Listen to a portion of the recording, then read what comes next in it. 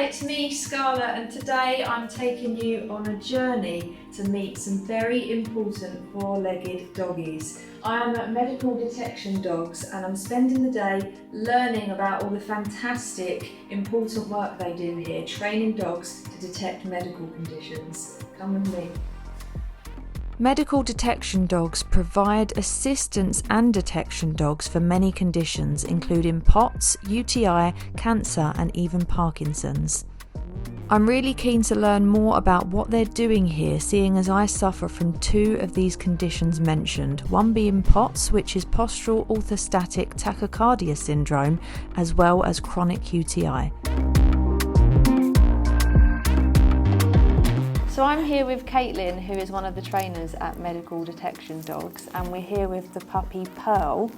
What can you tell us about Pearl and what her journey is going to look like for the next few years? Yeah, no worries. So this is Pearl. Pearl is 9 weeks old at the moment, so she came and joined Medical Detection Dogs last week. She's just done her first puppy crash, which is, as you can see, there's quite a few fun things around the room. She's just learning that novel things, doing some socialisation and having a fun time here with us, getting to know us. So Pearl will be in socialising with us until she's about 20 months old. During that time, she'll do lots of fun and exciting things, such as public transport, going to new environments, making sure she's lovely to live with. What is the pairing process like? Like, how does a dog get paired with a patient, for example? It's like dating. So we all sit in a big room and we have dog profiles and we have client profiles, and we kind of match them up to see. This sounds like the kind of dating I would like to do. It's so funny to see her now as a puppy, and she's got, no attention span. She's just looking for toys and treats, and actually she's going to grow up to be, a really clever and helpful dog that's going to change someone's life. So everything that they're trained on it's a scent detection, right? Yeah, so it's the change in odour. We're not quite sure what that odour is. It's made me conscious, like, do I smell? When my blood pressure's changing, do I smell?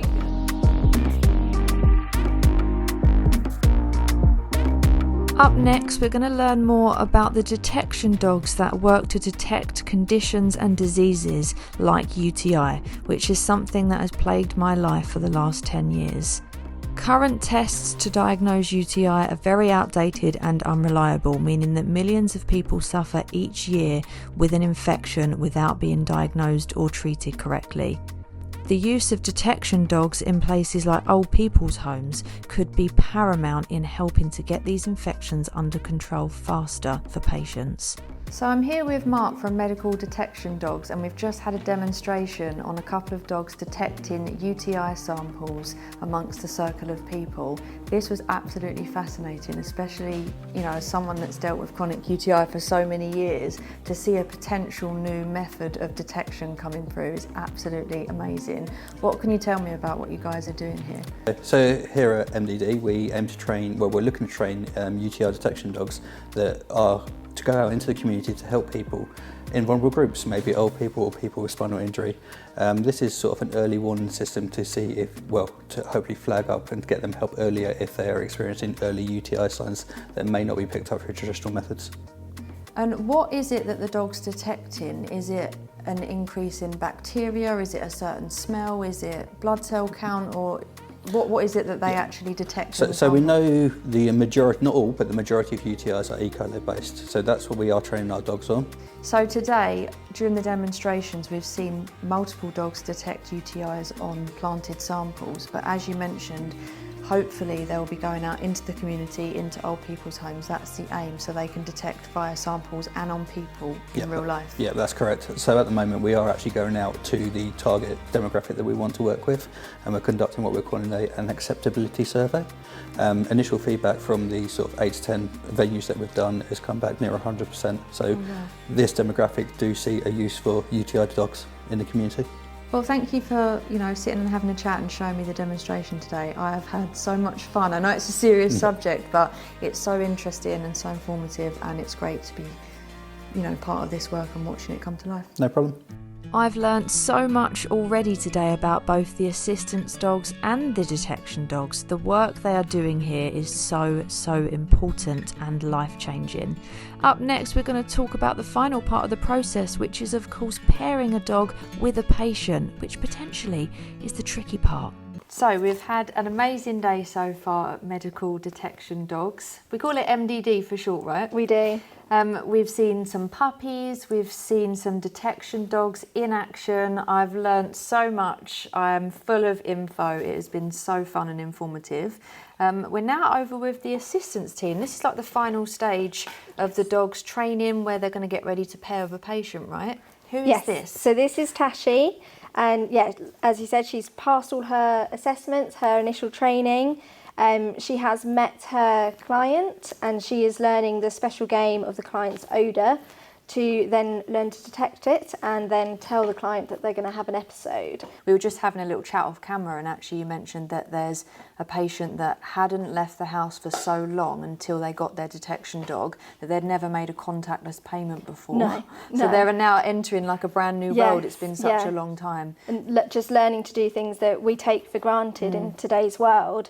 To them it had all happened and the world had developed without them really realising, and all of a sudden they've got to learn how to do all these crazy things. That's so sad, but also incredible that this exists and that it's providing people with such an important safety net, essentially. Yeah. How many dogs are out in the wild helping patients now? We've placed over 200 since MDD started. I'm not sad that I'm not eligible, but I'm We are in the future looking to expand our own dog scheme more, so it may be in the future that actually get a new one. You could then you could then train your own dog. So we're hoping that our dogs will essentially become more of the, I don't want to say elite, but they'll be more for the more severe clients, and our own dog scheme will be a little bit more open to broader clients where we can help a lot more people but in a much easier way. And say for example, this dog here has been trained to the odour of the client that she's going to live with, the patient, client.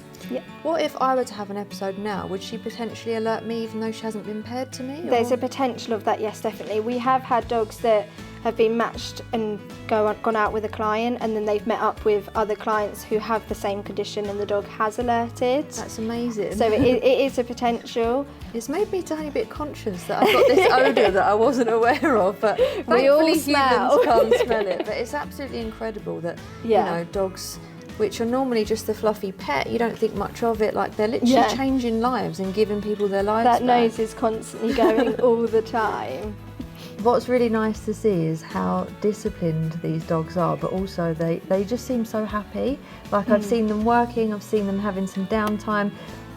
Tashi got on the sofa because we invited her. Yes, yeah. I would not have that choice with my dog. They do what they want when they want normally. We try to be a little bit strict with them when they're young doggies, but when they get older and if the client is happy for them to be on the sofa, then we can sort of relax those rules a little bit.